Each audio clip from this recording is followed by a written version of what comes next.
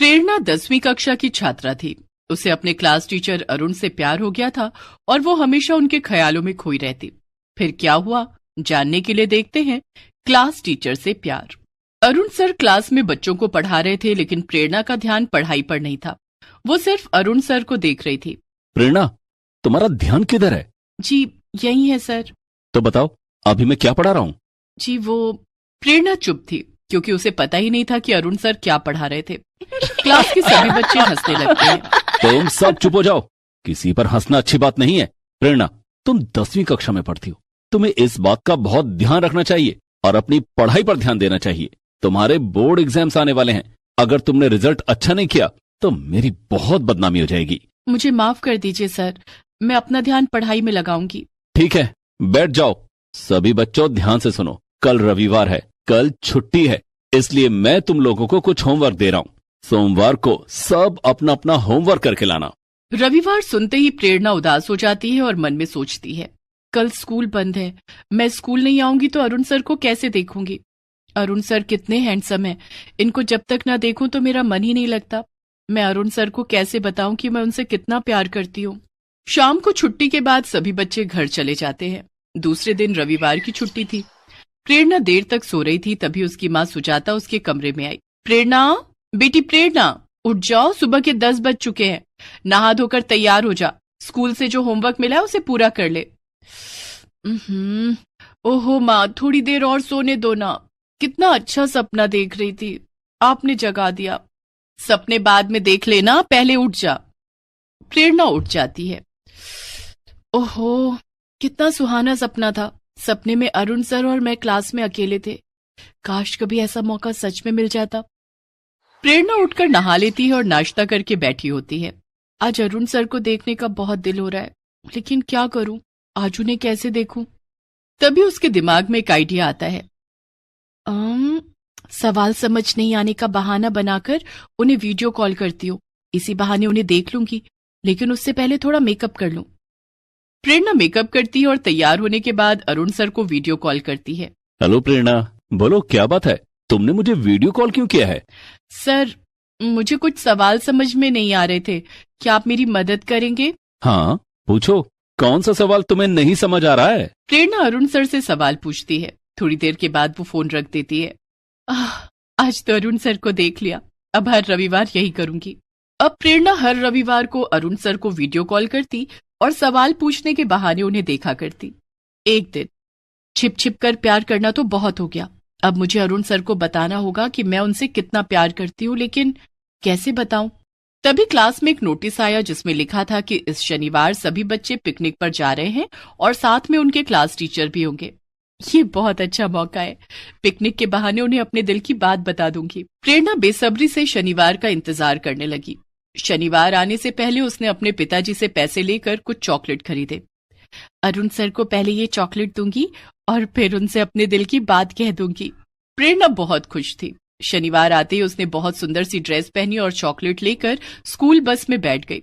School bus जब सभी बच्चों को पिकनिक स्पॉट लेकर पहुंची तो सभी बच्चे पिकनिक मनाने लगे। कोई खेल रहा था, कोई झूला झूल रहा था, तो कोई चिप्स खा रहा था, लेकिन इन सब के बीच प्रेरणा की नजर अरुण सर पर टिकी हुई थी। अरुण सर से अपने दिल की बात कैसे कहूँ, सर के पास तो हमेशा कोई ना कोई रहता है। तभी प्रेरणा का ध्यान पिकनिक स्पॉट पर एक झील पर जाता है जिसमें कई लोग बोटिंग कर रहे थे। सर से कहती हूँ कि मुझे बोटिंग करनी है और वो मुझे बोट में लेकर चले। ऐसा सोचकर प्रेरणा अपने टीचर अरुण के पास जाती है और उनसे कहती है कि वो उसे बोटिंग कराने के लिए ले चले। लेकिन प्रेरणा, मैं बाकी बच्चों को छोड़कर नहीं जा सकता, बाकी बच्चों के प्रति भी तो मेरी जिम्मेदारी है। प्लीज सर, बस थोड़ी देर के लिए चलिए, मैंने कभी बोटिंग नहीं की, आज मैं बोटिंग करना चाहती हूँ। ठीक है, चलो। अरुण सर प्रेरणा को लेकर झील में बोटिंग कराने के लिए जाते हैं। बोट में बैठने में अरुण सर प्रेरणा की मदद करते हैं और उसका हाथ पकड़कर उसे बोट में बिठाते हैं। ये सब प्रेरणा को बहुत अच्छा लगता है। फिर दोनों बोटिंग करने लगते हैं। तभी प्रेरणा अपने बैग से चॉकलेट निकालकर अरुण सर को देती है। ये क्या है प्रेरणा? ये चॉकलेट है सर। लेकिन मेरे लिए क्यों? क्योंकि आप मेरे लिए बहुत खास हैं।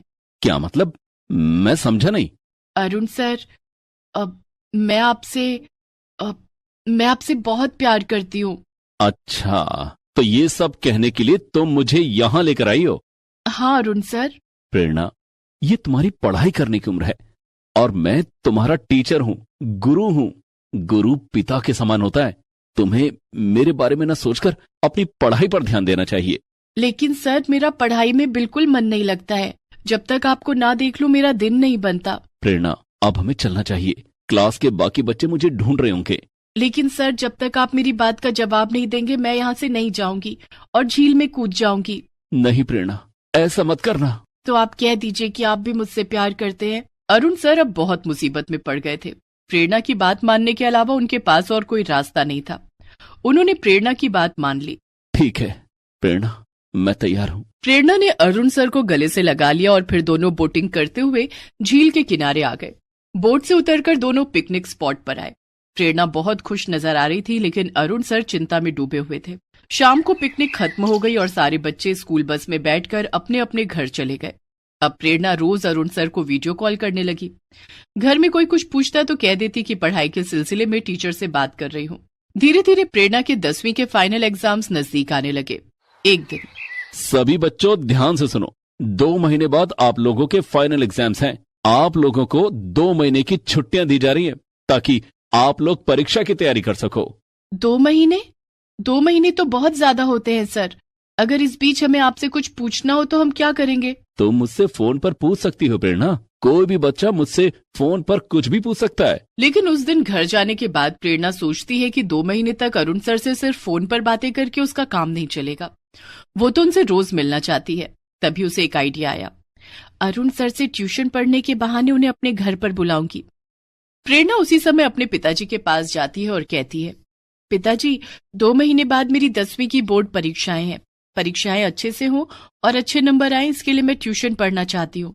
ठीक है प्रेरणा, मैं तुम्हारे लिए एक अच्छा सा टीचर रख देता हूँ जो तुम्हारे पढ़ाने के लिए रोज घर आएगा। पिताजी, आपको टीचर ढूंढने की कोई जरूरत नहीं है। अरुण सर है ना, उनसे अच्छा टीचर और कोई हो ही नहीं सकता। क्लास के सभी बच्चे उनकी बहुत तारीफ करते हैं। अगर अरुण सर ने मुझे ट्यूशन पढ़ाया तो मैं क्लास में तो क्या पूरे स्कूल में अव्वल आऊंगी। ठीक है, मैं कल ही अरुण सर से बात करता हूँ। प्रेरणा के पिता प्रदीप ने दूसरे दिन अरुण सर से बात की और प्रेरणा को ट्यूशन पढ़ाने के लिए कहा।